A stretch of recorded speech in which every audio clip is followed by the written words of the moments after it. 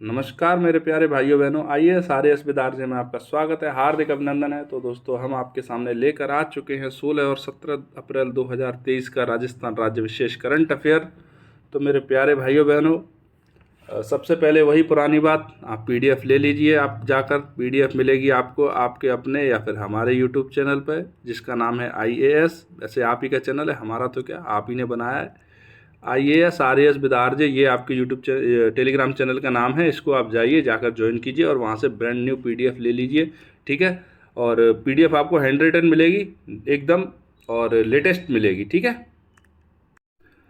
अब बिना इधर उधर की बातें किए हम आते हैं सीधा आज के न्यूज़ आर्टिकल के डिस्कशन पर। तो दोस्तों, हमारा जो पहला न्यूज़ आर्टिकल है वो इस तरह से है कि मार्वल का मतलब आप समझते हैं, सिंगमरमर, ग्रेनाइट, इनके सहित में 5 प्रमुख माइनर मिनरल्स हैं। इन्होंने क्या किया है, राजस्थान राज्य सरकार का खजाना भर दिया है। मतलब 1331 करोड़ 37 लाख रुपए का रिकॉर्ड राजस्व प्राप्त हुआ है। मतलब इससे पहले ये राजस्व कभी प्राप्त नहीं हुआ था, ऐसा गवर्नमेंट का दावा किया जा रहा है कि हमने क्या किया है, जो अवैध रूप से खनन होता था उस पर लगाम लगाई है, माफिया पर लगाम लगाई है। जिसके कारण क्या हुआ है, एक नंबर में जो खनन होता है, एक नंबर का अर्थ है जो वैध खनन होता है। मतलब ऐसा खनन जिस पर से राजस्व प्राप्त होता है, जिसकी लिखा पढ़ी होती है, जहां पर जो काम होता है वो सरकार के नॉर्म्स के अकॉर्डिंग होता है, तो उसकी संख्या क्या है, बढ़ी है। उसकी संख्या बढ़ने से क्या हुआ है, जो हमारे राजस्व है उसमें वृद्धि हुई है।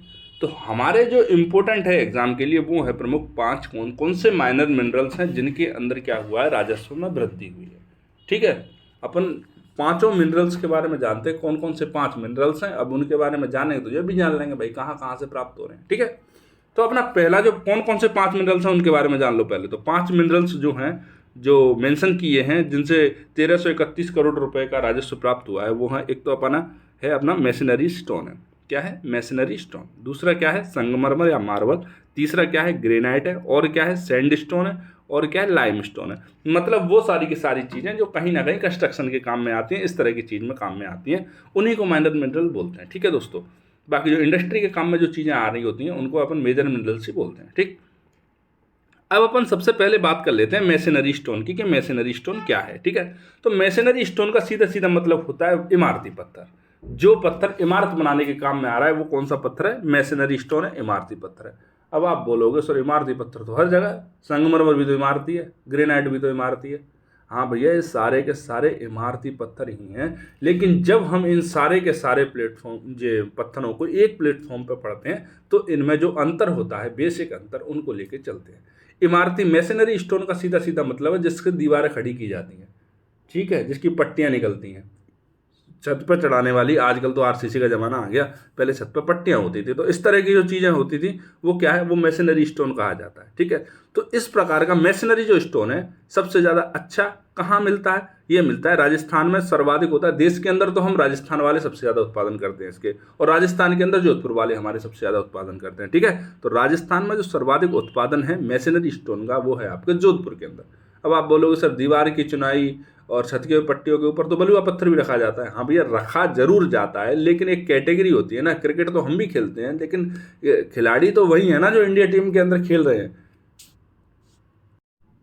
समझ रहे हैं आप मेरे कहने का मतलब। तो मैशनरी स्टोन के बारे में आपकी समझ में आ गया होगा कि मैशनरी स्टोन कहाँ पाया जाता है। तो देश के अंदर सबसे ज़्यादा राजस्थान के अंदर, और राजस्थान में सबसे ज़्यादा कहाँ पाया जाता है, वो जोधपुर के अंदर, ठीक है। यही अपने काम की चीज़ है।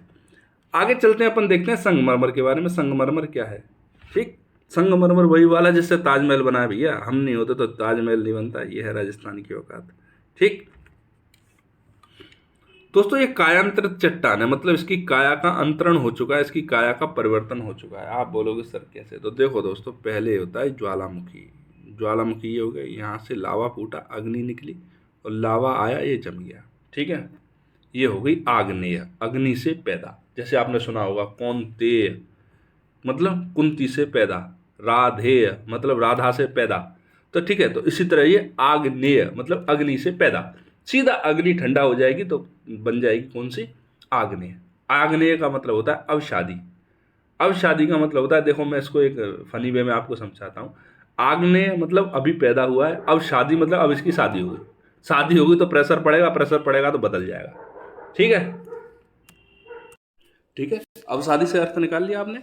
देखो अब शादी का मतलब होता है अब इसकी शादी हो गई, अब इसकी शादी होगी तो इस पर प्रेशर बढ़ेगा, प्रेशर बढ़ेगा, बदलेगा, ये बात करने का तरीका बदल जाएगा, सब चीज़ें बदल जाएंगी, इसका बिहेवियर बदल जाएगा। तो इसी तरह से चीज़ें दोस्तों देखिए, आगने का मतलब जस्ट अग्नि से पैदा हुआ, अब शादी का मतलब बाहरी प्रेशरों के कारण उसके भौतिक और रासायनिक गुणों में परिवर्तन हो गया, वो हो गई अब शादी। अब शादी के बाद, अब शादी के बाद क्या होगा, अब ये बुढ़ापे की तरफ जाएगा, एकदम बुढ़ा हो जाएगा, बुढ़ा हो जाएगा, इसकी काया बदल जाएगी, काया बदल जाएगी तो हो जाएगा वो कायांतरित, या रूप बदल जाएगा तो हो जाएगा रूपांतरित। ठीक है, तो अंतिम स्टेज में जो चट्टान पहुंच जाएगी वो कौन सी हो जाएगी, वो आपकी कायांतरित हो जाएगी या रूपांतरित हो जाएगी। ठीक है, और यदि इस पर और भी ज़्यादा अभी भी यदि प्रेशर व्रेशर काम करते रहे तो ये पहुंच जाएगा मरघट के अंदर, तो क्या होगा, इसका अस्तित्व समाप्त हो जाएगा और क्या बन जाएगा, ये फिर से मिट्टी बन जाएगी, धूल बन जाएगी। ठीक, अब आप समझ गए होंगे तीनों चट्टानों को, आग्नेय क्या होती है, अवसादी क्या होती है और कायांतरित क्या होती है। ठीक, तो दोस्तों अब देख लेते हैं संगमरमर के बारे में। संगमरमर किस तरह की चट्टान है, तो ये कायांतरित चट्टान है। ठीक, चूने के पत्थर से बनती है, मतलब चूने से बनती है, चूने पे प्रेशर बनता है, तो अंतिम जो स्टेज पे आके कौन सी चट्टान बन जाती है, वो बन जाती है आपकी कायांतरित चट्टान। ठीक, इसके उत्पादन में जो राजस्थान है वो देश में प्रथम है। ओके, राजस्थान पहले नंबर पे, मकराना वकराना से। ताजमहल कहाँ से बना है, मकराना से। सर्वाधिक संगमरमर का उत्पादन राजस्थान के अंदर जो होता है वो कहाँ होता है, राजसमंद के अंदर। सबसे ज़्यादा कहाँ होता है, राजसमंद में। और सबसे अच्छी किस्म की जो संगमरमर मिलती है वो कहाँ मिलती है, मकराना नागौर से। ओके, ठीक है, अब चलते हैं अपन अगला अगले कौन कौन सी मार्बल की किस्में, उनकी तरफ अपन चलते हैं कि देख लेते हैं कौन कौन सी मार्बल की किस्में राजस्थान के अंदर मिलती हैं। तो राजस्थान में मिलता है सफ़ेद मार्बल, सफ़ेद संगमरमर। ये कौन सी जगह मिलता है, मकराना नागौर से। काला मिलता है, भैंस की तरह काली होती है तो ये भैंसलाना से मिल जाता है। ठीक है, आगे चलते हैं अपन, पीला पीथल से मिलेगा, पी से पीला, पी से पीथल। हरा ऋषभदेव से मिल जाएगा। गुलाबी आपका ये भी ऋषभदेव से मिलेगा, ये बारमर उदयपुर, मतलब ऋषभदेव के पास में। एक तो ऋषभदेव से ही दोनों चीज़ें मिलेंगी, एक तो हरा और गुलाबी दोनों के दोनों उदयपुर ऋषभदेव से ही मिलेंगे। सतरंगी ये मिलेगा आपका, ये आपका पादराला पाली से। कौन सी जगह से मिलेगा, पादराला पाली से, मतलब पाली में एक जगह पादराला नाम की, वहाँ से क्या मिलेगा आपको, सतरंगी। ठीक है, अब चलते हैं अपन अगले मिनरल की तरफ जो कि हमारा माइनर मिनरल कहा जाता है। तो दोस्तों ग्रेनाइट जो है वो आग्नेय चट्टान है, मैंने आपसे कहा था अग्नि से पैदा है, इसीलिए फपोले फपोले से जो दिखते हैं ग्रेनाइट के ऊपर जो डिजाइन दिखती है, वो जब गैस बाहर निकलती है तो फपोलों के रूप में क्या करती है, वहाँ पर डिजाइन बनाई जाती है। तो ग्रेनाइट के ऊपर जो आपको डिजाइनें दिखती हैं वो एक्चुअली में जो गैसें हैं, जब वो लिक्विड फॉर्म में होता है या फिर एकदम जमने की कगार पर होता है और गैसें फूट फूट के बाहर निकलती हैं, तो जो फपोले से होते हैं वही उसकी फपोले टाइप की गोल गोल गोल डिजाइनें बन जाती हैं। ठीक है मेरे प्यारे भाइयों बहनों, यह क्या है, ये बहुत कठोर होता है, अधिक चमकीला होता है और महंगा होता है। ठीक है, 23 जिलों में ग्रेनाइट पाया जाता है राजस्थान के। छोटे मतलब कहीं ज़्यादा कहीं कम, कहीं पर खनन हो रहा है कहीं पर नहीं हो रहा, कहीं पर खनन हो सकता है कहीं पर नहीं हो सकता। तो इस तरह से मिला के टोटल 23 जिले हैं राजस्थान के जहाँ पर ग्रेनाइट पाया जाता है। ठीक है, इसके ग्रेनाइट के जो प्रमुख उत्पादक क्षेत्र हैं वो है छप्पन की पहाड़ी। कौन सी है, छप्पन की पहाड़ी, सिवाना बाड़मेर में, अजीतगढ़ सीकर के अंदर, कालाकाजी और ब्रूटी कावला और रानीवाड़ा और खाम्बी और कोला की घाटी और काला घाटी, ये सब कुछ कौन सी जगह पे, ये सब के सब स्थान कौन सी जगह, जालौर के अंदर। मतलब जालौर के अंदर इतने सारे स्थान हैं तो इसका मतलब है जालौर के अंदर सबसे ज़्यादा उत्पादन हो रहा है। जब सबसे ज़्यादा उत्पादन हो रहा है जालौर के अंदर तो ग्रेनाइट सिटी कौन सी हो गई आपकी, जालौर हो गई। ठीक, सबसे ज़्यादा उत्पादन जिस सिटी में होगा वही तो सिटी कहलाएगी भैया। मान लो किसी चीज़ का कहीं कांच सिटी है, कहीं जालौर, कहीं ग्रेनाइट सिटी है, कहीं मार्बल सिटी है, अलग अलग तरह की सिटियाँ हैं। ठीक है, कहीं हॉलीवुड सिटी है, कहीं बॉलीवुड सिटी है। अब अपन चलते हैं अगले माइनर खनिज की तरफ, वो है हमारा बलुआ पत्थर। फिर से वही आगे हम मैसनरी स्टोन, बलुआ पत्थर, इन सब में अंतर करके पढ़ेंगे क्योंकि ये सारे के सारे माइनर स्टोन की श्रेणी में अलग अलग रखे गए। यदि इनको सबको एक ही श्रेणी में रख दिया जाता तो हम एक ही श्रेणी में पढ़ लेते। ओके, तो दोस्तों अपन देख लेते हैं बलुआ पत्थर है वो प्रमुख रूप से राजस्थान में कहाँ कहाँ मिलता है। तो देखो जो ताजमहल है वो बना मकराना से, नागौर का पत्थर है उससे ताजमहल बना। जो लाल किले हैं वो लाल किले बने अपने धौलपुर, करौली और सवाई माधोपुर के लाल पत्थर से। ठीक है, तो जो लाल पत्थर है धौलपुर, करौली, सवाई माधोपुर का वो है आपका बलुआ पत्थर। ओके, ये हाड़ौती में भी मिलता है, कोटा बूंदी में, भीलवाड़ा में मिलता है। ठीक है आपके, और भीलवाड़ा चित्तौड़गढ़ के पास में काला पत्थर के रूप में मिलता है। मतलब है तो बलुआ पत्थर ही लेकिन उसका रंग क्या है, काला है, लाल नहीं है। लेकिन जो लाल पत्थर है वो मिलता है डांग क्षेत्र में। कहाँ, करौली, भरतपुर, सवाई माधोपुर के डांग क्षेत्र में मिलता है। सफ़ेद लाल चिकत्तीदार बलुआ पत्थर होता है ये। ठीक है, आप सबने फिजिकली देखा होगा, आप सबको पता ही होगा। अब चलते हैं अपन थोड़ा और आगे। तो दोस्तों हमारा जो अगला माइनर स्टोन जो है आपका मिनरल है, वो है आपका लाइमस्टोन। लाइमस्टोन का मतलब होता है चूने का पत्थर, ठीक। तो दोस्तों देखो, ये कौन सी में पाया जाता है? ये चट्टानों में अवसादी में पाया जाता है। चूना जो हो गया वो क्या हो गया? आपकी आग्नेय चट्टान। चूने से पत्थर बन गया चूने का, वो हो गई अवसादी। और लास्ट में जाके संगमरमर बन गया, वो हो गई आपकी कायांतर चट्टान, ठीक है। यह 3 प्रकार का होता है। कौन कौन सा? सीमेंट ग्रेड होता है, ये सबसे ज़्यादा आपके चित्तौड़गढ़ में पाया जाता है। केमिकल ग्रेड होता है, ये सबसे ज़्यादा आपके जोधपुर में पाया जाता है। और स्टील ग्रेड होता है, ये आपके सोनू क्षेत्र जैसलमेर के अंदर पाया जाता है। मतलब राजस्थान के अंदर जो तीनों ग्रेड हैं चूने पत्थर की, वो तीनों की तीनों पाई जाती हैं, ठीक मेरे प्यारे भाई बहनों।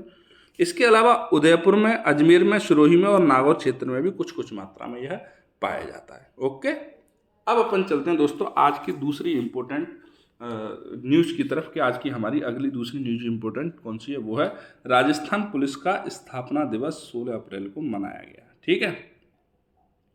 तो दोस्तों आप बोलोगे सर 16 अप्रैल को राजस्थान पुलिस की स्थापना की गई थी, तो इसका मतलब ये है कि 16 अप्रैल को सारे लोगों की भर्तियां शुरू कर दी गई होंगी, इतनी सारी फोर्स बना दी गई होगी, इतने सारे डिपार्टमेंट होंगे, मतलब लिख के रख रखा होगा पहले से, कर दिया होगा। तो दोस्तों ऐसा कुछ नहीं था, ऐसा नहीं था। तो कैसा था? देखो दोस्तों, कॉर्नवालिस ने क्या किया था? लॉर्ड कॉर्नवालिस की बात कर रहे हैं हम। जो कॉर्नवालिस ने क्या किया था? पुलिस को आधुनिक रूप दिया था। मतलब अभी बहुत सारे परिवर्तन तो आ चुके हैं, लेकिन एक जो मोटा मोटी फ्रेमवर्क होता है वो किसने दिया था? वो दिया था आपके कॉर्नवालिस ने। तो उस समय से लेकर आज तक कॉर्नवालिस की पुलिस व्यवस्था अभी तक चल रही है। उस पुलिस व्यवस्था के अनुसार क्या किया गया था? अलग अलग रियासतों में पुलिस रखी गई थी। जो हम बोलते हैं रेजिडेंट की, एक ब्रिटिश रेजिडेंस रहता था, रेजिडेंस के अंडर में क्या रहती थी? वहाँ पे आर्मी की टुकड़ी रहती थी, वो पुलिस ही थी। जो अंदर रहती थी उसको पहले आर्मी और पुलिस अलग अलग, एकदम विभेद नहीं था दोनों के अंदर। जो पुलिस है वही आर्मी है, जो आर्मी है वही पुलिस है, ठीक है। तो क्या किया गया था? जब देश आज़ाद हुआ था तो उस समय पर 16 अप्रैल 1949 को एक अध्यादेश जारी किया गया था राज प्रमुख के, महाराज प्रमुख के द्वारा। और उन्होंने क्या किया था? राजस्थान पुलिस का क्या कर दिया था? एकीकरण कर दिया गया था कि भैया अब जितने भी जो भी अंडर में आते थे, अलग अलग जो रेजिडेंट थे उनके अंडर में आते थे, अब वो एक ही बंदे के अंडर में आ जाएंगे और उसको क्या नाम दे दिया जाएगा? राजस्थान पुलिस। तो किस बंदे के अंडर में आने थे वो सारे के सारे? ठीक है, तो वो आने थे आर बनर्जी। इनको क्या किया गया था? आर बनर्जी जी को प्रथम पुलिस महानिरीक्षक बना दिया गया कि सर आप देखो सारे के सारे अब आपके अंडर के अंदर आते हैं, ठीक है। राजस्थान पुलिस अपनी गौरवशाली परंपराओं के अनुरूप कानून व्यवस्था, शांति, सद्भाव को बनाए रखने और हिंसा और अपराध की रोकथाम के लिए संकल्पबद्ध होकर क्या कर रही है? कार्य कर रही है। ओके, वो तो पुलिस का जो काम है वो कर ही रही है पुलिस। तो अब अपन चलते हैं थोड़ा और आगे, पुलिस के बारे में और जान लेते हैं, राजस्थान पुलिस के बारे में। ओके, तो दोस्तों राजस्थान पुलिस के बारे में अपन जान लेते हैं, जो आपके एग्जाम के लिए आपसे पूछा जा सकता है कि राजस्थान पुलिस का ध्येय वाक्य क्या है, राजस्थान पुलिस का सिद्धांत क्या है, प्रतीक क्या है, ठीक है। इस तरह से चीज़ें आपसे पूछी जा सकती हैं। तो अपन थोड़ा बहुत जान लेते हैं, क्या फ़र्क पड़ता है जानने में, जब इतना जान ही रहे हैं तो लेक्चर थोड़ा लंबा हो जाएगा, 2 4 5 10 मिनट, क्या फ़र्क पड़ता है। तो दोस्तों इसका ध्येय वाक्य जो है वो है अपराधियों में डर और आमजन में विश्वास। अपराधियों के अंदर क्या करना है? विशेष डर होना चाहिए। सारे आमजन जो भी हैं उनके अंदर क्या होना चाहिए? विश्वास होना चाहिए। लेकिन आज तक अब तो लग रहा है मुझे, ना तो अपराधियों में डर है ना ही आमजन में विश्वास, दोनों में से कुछ है ही नहीं, ठीक है। सिद्धांत है सेवा के लिए प्रतिबद्धता, सेवा के लिए प्रतिबद्ध 24/7, लक्ष्मण की तरह। जैसे लक्ष्मण जी राम जी की सेवा में 24/7 तत्पर रहते थे, उसी तरह से क्या है? सेवा के लिए प्रतिबद्ध रहना। वो बात अलग है कि आप कभी फ़ोन करो तो पुलिस ना तो टाइम से आती, अब तो आने लग गई, बड़ी बड़े शहरों के अंदर तो आने लग गई, लेकिन गाँव के अंदर अभी भी टाइम से नहीं पहुँच पाती है पुलिस। चाहे तो ये कह लो पुलिस की लोगों की कमी है पुलिस के अंदर, भाई 100 लोगों की ज़रूरत है, 10 लोगों से आप काम कराए जा रहे हो, अब वो 10 लोग कहाँ कहाँ पहुँचे टाइम से, उनके लिए बहुत बड़ी मजबूरी है। फिर भी पुलिस वाले हमारे कम संसाधनों में जो बेहतर काम कर रहे हैं उसके लिए उनका धन्यवाद है, बहुत बहुत धन्यवाद है। उनके प्रतीक क्या है दोस्तों? प्रतीक है विजय स्तंभ है, और क्या है? एक ढाल और 2 तलवारें हैं। विजय स्तंभ, विजय स्तंभ आप जानते ही हो, महाराणा कुंभा, कुंभलगढ़, सीधा सीधा विजय स्तंभ का नाम आते ही महाराणा कुंभा और कुंभलगढ़ का नाम, ये विजय स्तंभ है, ठीक है। और एक ढाल और 2 तलवार, ये तो आपने देखा होगा, एक ढाल पर क्रॉस में 2 तलवारें लगी रहती हैं विजय स्तंभ के सामने। ये इसका क्या है? प्रतीक है। हेडक्वार्टर कहाँ है? हेडक्वार्टर आपका जयपुर के अंदर है। हेडक्वार्टर पे आपने देखा ही होगा, डी मार्ट के सामने जो जयपुर में रहते होंगे वो लोग सब जानते होंगे, लालकोठी के पास में।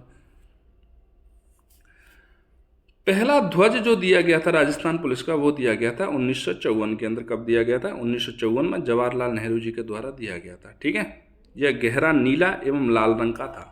अब भी गहरा नीला और गहरा लाल ही है, लेकिन क्या है कि उस समय थोड़ा सा चेंज था वो अब से। और जो वर्तमान ध्वज है वो दिया गया था आपको 17 अप्रैल 1992 को दिया गया था। उस समय पर हमारे राज्यपाल थे डॉक्टर एम चन्ना रेड्डी के द्वारा प्रदान किया गया था। इनके जो मुखिया होते हैं वो डीजीपी होते हैं, आप सारे जानते हो। पुलिस महानिदेशक जो होते हैं वो कौन होते हैं? इसके मुखिया होते हैं। इनकी नियुक्ति सीएम के द्वारा की जाती है। आपके डीजीपी की नियुक्ति डीजीपी साहब की कौन करेगा? सीएम साहब करेंगे। आपके रेंज जो है राजस्थान के अंदर वो 8 पुलिस रेंज हैं। कितनी है? 8 है। लगभग एक रेंज का जो आकार होता है वो एक संभागीय स्तर पर होता है, एक संभाग के बराबर होता है। लेकिन जयपुर क्षेत्र वो ज़्यादा बड़ा होने के कारण जयपुर में 2 रेंज हैं। ठीक है, कौन कौन सी रेंज हैं? जयपुर शहर, जयपुर ग्रामीण, और बीकानेर, भरतपुर, कोटा, जोधपुर, अजमेर और उदयपुर। मतलब एक संभाग पर लगभग एक रेंज का निर्माण होता है। ठीक है, इन रेंज का जो प्रमुख होते हैं अपने वो होते हैं आपके पुलिस महानिरीक्षक, मतलब आईजी जो होते हैं वो कौन होते हैं? आईजी साहब क्या होते हैं? पुलिस महानिरीक्षक होते हैं, उस रेंज के अधिकारी होते हैं। ठीक, पहला महिला थाना जो खोला गया था राजस्थान के अंदर वो 8 मार्च 1989 को जयपुर में खोला गया था। कौन सी जगह? जयपुर में 8 मार्च 1989 में। राजस्थान के अंदर कई तो शहर ऐसे थे जहां थाना नहीं था, महिला थाना, तो आप बात ही छोड़ दो। पहली जो किन्नर पुलिस कांस्टेबल हैं वो हैं आपकी गंगा कुमारी, ये जालौर की रहने वाली थी। कहाँ की? जालौर की गंगा कुमारी। इस तरह के लोगों को मेरे हिसाब से तो सरकार को स्पेशल ट्रीटमेंट देके आगे बढ़ाना चाहिए, क्योंकि इन लोगों को समाज के अंदर बहुत हीन भावना से देखा जाता है। इतना तो जातिवाद का भी असर नहीं है, इतना कि इनके लिंग के आधार पर इनके साथ भेदभाव होता है। इनके पास कोई ऑप्शन नहीं होता, ना तो इनको कोई ना तो इनको कोई बेलदारी पे लगाता, ना तो मेहनत मजदूरी पे लगाता, ना कहीं और लगाता। तो सरकार को स्पेशल ट्रीटमेंट देना चाहिए। दोस्तों, राजस्थान पुलिस के अंदर क्या है? 9 संगठन आते हैं। राजस्थान पुलिस के अंदर कितने संगठन हैं? 9। पहला है क्राइम ब्रांच, एक है राजस्थान सशस्त्र बल, एक है आपका राजस्थान राज्य विशेष शाखा, एक है एटीएस एंटी टेररिस्ट स्क्वाड, एक है प्लानिंग एंड वेलफेयर, एक है ट्रेनिंग, एक फोरेंसिक विज्ञान लैब, एक टेली कम्युनिकेशन और एक यातायात पुलिस। इस तरह से 9 संगठन जो है वो राजस्थान पुलिस के अंतर्गत आते हैं। अब चलते हैं अपन थोड़ा और आगे। राजस्थान विभाग के अधिकारी और कर्मचारियों को 7 पुलिस संस्थानों में प्रशिक्षित किया जाता है। मतलब राजस्थान के अंदर कितने पुलिस प्रशिक्षण संस्थान हैं? तो वो हैं 7। कौन कौन सी जगह हैं? पहला है जयपुर में पुलिस अकेडमी जयपुर, दूसरा पुलिस अकेडमी जोधपुर, तीसरा पुलिस प्रशिक्षण स्कूल किशनगढ़ अजमेर, अगला है आपका पुलिस प्रशिक्षण स्कूल खैरवाड़ा उदयपुर, अगला है झालावाड़ पुलिस प्रशिक्षण स्कूल, एक है भरतपुर पुलिस प्रशिक्षण स्कूल और एक बीकानेर पुलिस प्रशिक्षण स्कूल। ये सारे के सारे प्रशिक्षण स्कूल दोस्तों लगभग वही हैं जो कि उस समय पर ब्रिटिश जो थे वो अपने अपने लोगों को वहाँ पर ट्रेंड किया करते थे। उन्हीं का कायाकल्प होकर आधुनिक रूप में आ गए हैं वो। ठीक है, तो दोस्तों प्रथम पुलिस प्रशिक्षण स्कूल जो है राजस्थान का वो 1949 में चित्तौड़गढ़ में ही खोला गया था। चित्तौड़गढ़ में क्या? चित्तौड़गढ़ दुर्ग के अंदर खोला गया था। ठीक है, जिसे बाद में प्रशासनिक कारणों के कारण कि भाई चित्तौड़गढ़ एकदम कोने में पड़ता है, नीचे इसको लेके आओ थोड़ा सा दूसरी जगह पर, तो फिर किशनगढ़ में ले आए, अजमेर के अंदर बीचों बीच स्थापित कर दिया राजस्थान के दिल में। उसके बाद क्या कर दिया गया? उसके बाद 1975 में जयपुर स्थानांतरित कर दिया गया और आधुनिक रूप दे दिया गया। तो मतलब यह है कि पुलिस प्रशिक्षण स्कूल जो प्रथम था वो वर्तमान में कहाँ है? वो राजस्थान के अंदर है। 1975 में वो कहाँ आ गया? राजस्थान के अंदर आ गया। ठीक है, अब अपन थोड़ा बहुत कमिश्नरेट प्रणाली के बारे में जानते हैं कि राजस्थान में कौन कौन सी जगह पर कमिश्नरेट प्रणाली चलती है और उसका क्या किस तरह से वो आगे काम कर रही है अपना। तो 1 जनवरी 2011 से क्या हुआ है? प्रभावी होगी। राजस्थान के अंदर पहली बार कमिश्नरेट प्रणाली कब आई? तो 1 जनवरी 2011 को राजस्थान में पहली बार पुलिस कमिश्नरेट प्रणाली लागू की गई। किसके द्वारा? राज्य सरकार की एक अधिसूचना के द्वारा उसको लागू किया गया था दोस्तों। और जयपुर एवं जोधपुर ये दोनों जगह पर पुलिस कमिश्नरेट प्रणाली लेकर आई गई। कौन सी जगह पर? जयपुर और जोधपुर में। और देश की अगर दृष्टि से देखें तो ये दोनों 27वें और 28वें शहर थे। मतलब इनसे पहले देश में हमारे में 26 शहर और ऐसे थे जहाँ पर पुलिस कमिश्नरेट प्रणाली को लागू कर दिया गया था। अब आप बोलोगे सर क्या दिक्कत आ गई उसमें? पहले क्या सही काम नहीं करते थे जो कमिश्नरेट को ले आए? कमिश्नरेट से क्या होता है? तो दोस्तों कमिश्नरेट से एक तो कामों में तेजी आ जाती है, क्योंकि जो डीएम के जो अधिकार होते हैं पुलिस को लेकर वो कमिश्नर के ही हाथ में हो जाते हैं। तो इससे क्या है, डीएम यदि दूसरे कामों में उलझा हुआ है और उधर ध्यान नहीं दे पा रहा तो जो देरी होती है काम में, जो अटकलें आती हैं, वो अटकलें आना क्या हो जाती है, कम हो जाती है या फिर लगभग बंद ही हो जाती है। ठीक, तो दोस्तों जयपुर के हमारे पहले पुलिस कमिश्नर थे वो कौन थे, वो थे आपके BL सोनी साहब। जोधपुर के जो पहले पुलिस कमिश्नर थे वो थे आपके भूपेंद्र सिंह दत्त साहब। और कमिश्नरेट प्रणाली के अंदर क्या है, पुलिस कमिश्नर के पास में DM की शक्तियां आ जाती हैं जो पुलिस से संबंधित होती हैं, सारी की सारी नहीं आती। जो पुलिस से संबंधित DM साहब की जो शक्तियां, जैसे फायर खोलने से पहले किसी भी SP को कलेक्टर साहब से लिखित में अनुमति लेनी ही पड़ेगी, अदरवाइज वो फायर नहीं खोल पाएंगे। ओके, तो इस तरह की जो शक्तियां वो कहाँ आ जाती हैं, वो आ जाती हैं आपके कमिश्नर साहब के हाथ में। ठीक, अब चलते हैं अपन थोड़ा और आगे। अब देख ले अपन राजस्थान सशस्त्र बल के बारे में। राजस्थान सशस्त्र बल क्या है, तो राजस्थान सशस्त्र बल जो है वो है आपकी RAC। ठीक है, राजस्थान आर्म्ड कंटिजेंट होते थे उस समय पे, उसी के नाम पर है ये। इसका गठन हुआ 9 अगस्त 1950 में। उद्देश्य भारत पाकिस्तान की अंतर्राष्ट्रीय सीमा पर निगरानी और त्वरित सुरक्षा के लिए। मतलब RAC जो फोर्स आप देखते हो अपने आसपास, 6ठी बटालियन, 7वीं बटालियन, 8वीं बटालियन, जो आजकल क्या कर रही है, कुछ नहीं करती, पूरे दिन RAC के अंदर झाड़ू पोछा करते रहते हैं। वो लोग पेड़ वेड़ काटते रहते हैं, सफेदी वफेदी इधर उधर डालते रहते हैं, खेल कूद करते रहते हैं, और कहीं अगर दंगा वंगा हो जाए तो गाड़ी में भर के पहुंच जाते हैं। बस इतना सा जो काम है। उनको पहले भारत पाकिस्तान बॉर्डर पर लगाया गया था राजस्थान की तरफ से कि यहाँ पर आपकी निगरानी का काम है, वहीं पर उसी लिए उनका गठन किया गया था। लेकिन अब इस बल का प्रयोग किस लिए किया जा रहा है, आतंककारी गतिविधि, जैसे शहर के अंदर ही कोई संगठन है वो अगर उल्टी सीधी हरकतें कर रहा है तो उसके लिए क्या है, RAC है अपने पास। सांप्रदायिक हिंसा हो जाती है तो ऐसे में जब जरूरत पड़ती है लोगों की तो कौन है, अपने RAC है अपने पास। ठीक है, चुनाव प्रबंधन में RAC है अपने पास। तो इस तरह के काम काज आज के रह गए हैं, क्योंकि बॉर्डर सिक्योरिटी फोर्स जो केंद्रीय अर्धसैनिक बल है वो क्या करता है, वो बॉर्डर पर निगरानी रखता है। ठीक है, अब अपन देख लेते हैं थोड़ा सा और आगे। राजस्थान पुलिस की पहली आर्म्ड महिला बटालियन कौन सी है, पहली आर्म मतलब जिनके पास हथियार होते हैं, हथियार लेकर महिलाएं कौन सी घूमती हैं, तो इसकी स्थापना करी गई थी आपकी 26 सितंबर 2010 में। यह देश की पहली महिला बटालियन है, मतलब पूरे देश में ही पहली महिला बटालियन है जो हथियार लेके घूमती है, आर्म्ड है। ठीक है, इसका नाम है हाड़ी रानी बटालियन। हाड़ी रानी का मतलब तो आप समझते ही हैं, चूड़ामण मांगो सेनानी, सर काट दे दियो छतरानी, ये वही वाली हाड़ी रानी है। ठीक है, अब राजस्थान पुलिस आयोग की भी स्थापना की गई थी। इसमें कभी राजस्थान पुलिस आयोग की आवश्यकता है, बिल्कुल है सर, तो गठन कर दो। अध्यक्ष कौन रहेंगे इसके, अध्यक्ष रहेंगे गृह मंत्री साहब। मंत्री जी तो हर आयोग के अध्यक्ष रहने ही रहने हैं। ठीक है, सदस्य कौन है, इसके सदस्य हैं नेता प्रतिपक्ष हैं, मुख्य सचिव हैं, पुलिस महानिदेशक जो हैं वो क्या हैं, इसके सदस्य होंगे। कार्य क्या है इनका, तो नवाचार, पुलिस प्रशासन के क्षेत्र में नई नई नीतियों को लागू करना, लेकर आना, पास करवाना और लंबित मांगों का निराकरण करना, यही सारी चीज़ें होती है। ठीक है, अब दोस्तों कुछ इंपॉर्टेंट चीज़ें जान लेते हैं। तो राजस्थान पुलिस स्थापना दिवस है वो है 16 अप्रैल को, मतलब जिसके बारे में अपन पढ़ रहे हैं वो है 16 अप्रैल। राजस्थान पुलिस स्मरण दिवस है वो है आपका 31 अक्टूबर को। केंद्रीय आरक्षी पुलिस दिवस है वो है आपका 28 दिसंबर को। और राजस्थान के अंदर उच्च तकनीकी पर आधारित पुलिस कंट्रोल रूम है, उसका नाम है अभय कमांड। उसकी स्थापना कहाँ की गई थी, जयपुर के अंदर की गई थी। क्या की गई थी, जयपुर। आपसे कोई पूछे किस नाम से की गई थी तो आप क्या नाम लोगे, अभय कमांड। ठीक है दोस्तों, अब चलते हैं थोड़ा और आगे। तो दोस्तों इस अवसर पर क्या क्या आयोजन किए गए थे, जो आपका 16 अप्रैल अभी निकल के गया है, कल ही निकल के गया है, उसके अवसर पर क्या क्या आयोजन किए गए थे। तो पहला परेड समारोह, भैया परेड की गई थी, गृह मंत्री साहब आए थे, उन्होंने क्या है कि परेड की सलामी ली थी। ठीक है, पुलिस कर्मियों को रेंज स्तर पर अति उत्तम सेवा चिन्ह प्रदान किए गए थे और जिला स्तर पर उत्तम सेवा चिन्ह प्रदान किए गए थे। तो कई सारे लोग थे, किसी का भी नाम याद रखने की आपको जरूरत नहीं है, लेकिन हेडलाइन के अंदर जो नाम दे रखा था मैं उस नाम को आपको बता दूंगा, जिससे आप उसको थोड़ा सा दिमाग के अंदर रख लें, क्योंकि कम से कम नहीं तो 500 लोगों को पुरस्कार मिले होंगे, आप किस किस का नाम याद रखोगे।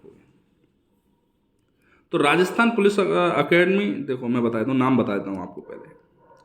तो DST इंचार्ज थे वीरेंद्र यादव, उनको मिला है। कांस्टेबल कृष्ण को, इन दोनों के लिए क्या मिला है, उत्कृष्ट सेवा पुरस्कार मिला है।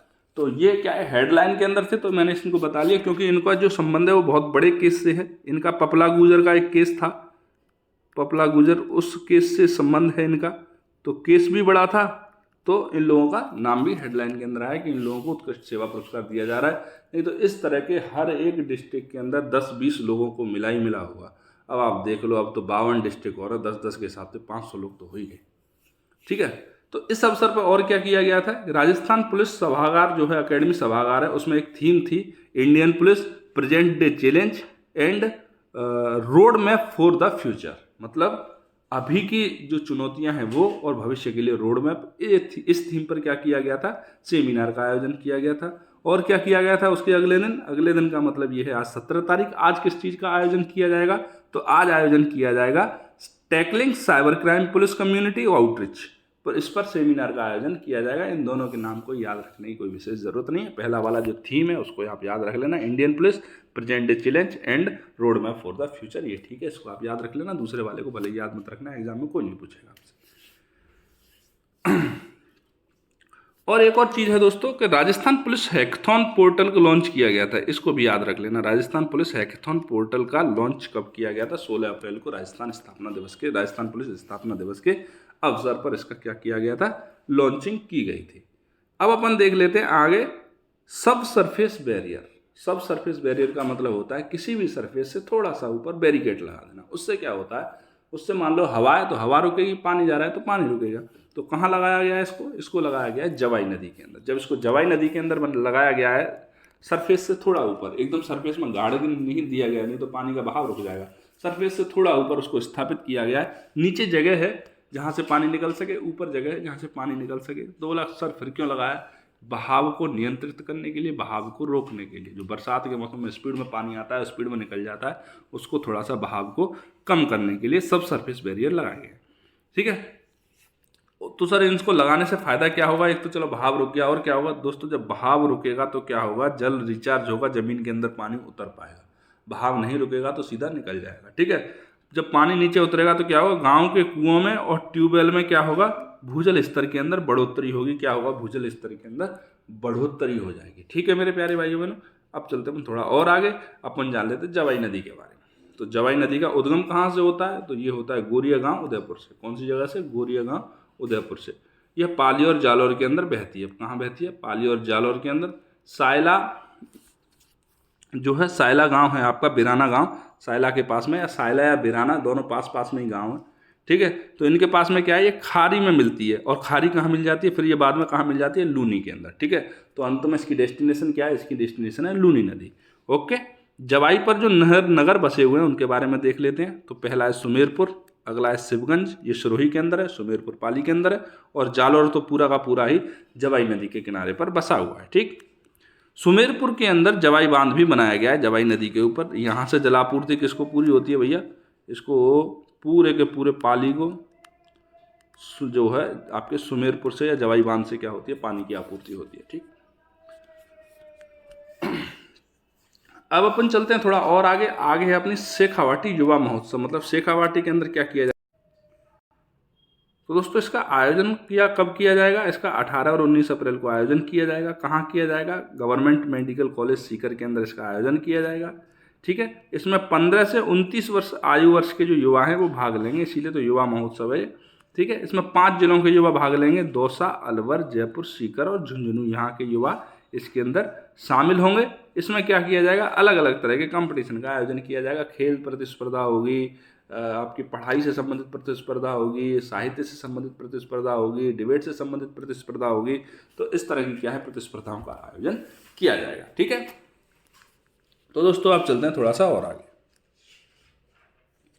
अगला है हमारा सत्कार 2023 समारोह। मतलब हमने सत्कार समारोह किया। सत्कार का मतलब होता है किसी का भी अभिवादन करना, किसी की इज्जत में 4 चांद लगा देना, स्वागत सत्कार करना। तो किसकी में लगाया है, तो ये लगाया हमारे मास्टर होते हैं भैया, टीचर, उनकी में। गहलोत जी ने कहा भैया इनका भी सम्मान कभी कभी होना चाहिए। कब तक इन पर पल्स पोलियो अभियान करवाएंगे, थोड़ा कभी कभी सम्मान कर दोगे तो आगे भी करते रहेंगे। तो इसका आयोजन किया गया था, इसका सत्कार समारोह का, राजस्थान विश्वविद्यालय में जयपुर के अंदर। ठीक है, आयोजक कौन है इसके, तो आयोजक थे राजस्थान शिक्षा सेवा प्राध्यापक संघ, और दूसरा कौन था, राजस्थान शिक्षा सेवा परिषद। इन दोनों संस्थाओं ने क्या किया था, इसका आयोजन किया था। संस्थाएं बहुत ज़्यादा इंपॉर्टेंट नहीं है आपके एग्जाम के लिए, इसने मैंने इसकी डिटेलिंग भी नहीं करवाई है, क्यों आप पे वर्डन बढ़ाया जाए। ठीक है, एक्चुअली दोस्तों हमारा जो सिलेक्शन रुकता है वो फालतू के वर्डन से रुकता है। हमें सिलेक्शन लेने के लिए 70 से 80% मार्क्स तो छोड़ो, आप 50% पे आप टॉपर निकल जाते हो, और हम 100% करने निकलते हैं, इसलिए हमारे 50% भी नहीं आते। ठीक है। इसका उद्देश्य क्या है? उद्देश्य है शिक्षा के क्षेत्र में विकास। क्या करना? शिक्षा के क्षेत्र में विकास, शिक्षकों के हितों को ध्यान में रखना। भैया शिक्षकों के हितों की कोई बात ही नहीं करता। शिक्षक सीधे साधे लोग होते हैं, पढ़े तो बच्चा, पढ़ाए तो बच्चे। शिक्षक भर्ती और महाविद्यालय और विश्वविद्यालय जो है उनमें क्या करना है? गुणवत्ता में वृद्धि भी करना है। शिक्षकों की अगर आप थोड़ा सा सम्मान करोगे तो वो थोड़ा ढंग से काम करेंगे, ढंग से काम करेंगे तो गुणवत्ता में वृद्धि हो जाएगी। ठीक है। तो दोस्तों अपन थोड़ा और आगे चलते हैं। आगे एक कंपटीशन जीता है हमारे राजस्थान की एक बालिका ने। ठीक है। बालिका का नाम है नंदिनी गुप्ता। तो दोस्तों मिस इंडिया वर्ल्ड खिताब 2023। मिस इंडिया वर्ल्ड का मतलब ये है कि भारतीय, मिस इंडिया वर्ल्ड, विश्व में कहीं पे भी रहने वाली भारतीय। ठीक है। मिस इंडिया वर्ल्ड खिताब ये इसका ऑफिशियल नाम है। बाकी फेमिना मिस इंडिया ये कई सारे नाम इस पर चर्चा में चल रहे हैं, उन पर ध्यान मत देना। एग्जाम में पूछेंगे तो मिस इंडिया वर्ल्ड खिताब के नाम से ही पूछेंगे आपसे।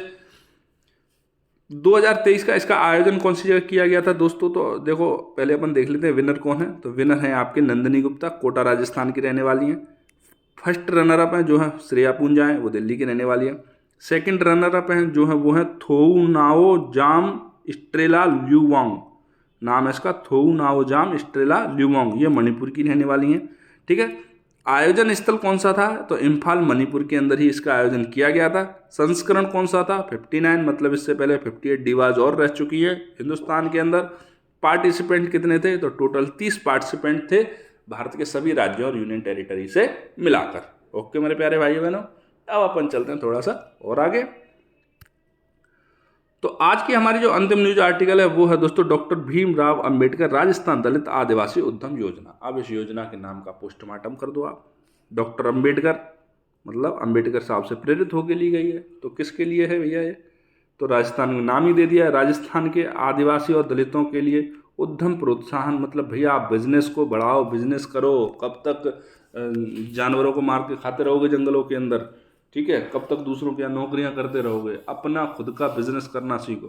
घोषणा कब करी गई थी दोस्तों इस योजना की? तो घोषणा की गई थी आपके 2022-23 के वित्त वर्ष में। ठीक है। उद्देश्य क्या है इसका? तो वंचित वर्गों के युवाओं को खुद उद्यम स्थापित करने में सक्षम बनाया जाए और इसके लिए उनको क्या किया जाए? प्रशिक्षण भी प्रदान किया जाए, प्रशिक्षण भी उनको दिया जाए। ठीक। इसके अंदर क्या क्या प्रावधान थे? तो प्रावधान थे रीको क्षेत्र में उद्यमियों को जमीन आवंटन देंगे भैया। और क्या क्या प्रावधान किए गए? किसी के पास जमीन नहीं है, पैसा नहीं है, ऐसे थोड़ी उद्यम लग जाते हैं बातों से। तो इसके लिए क्या किया जाएगा? रीको क्षेत्र के अंदर उद्यमियों को जमीन आवंटित की जाएगी।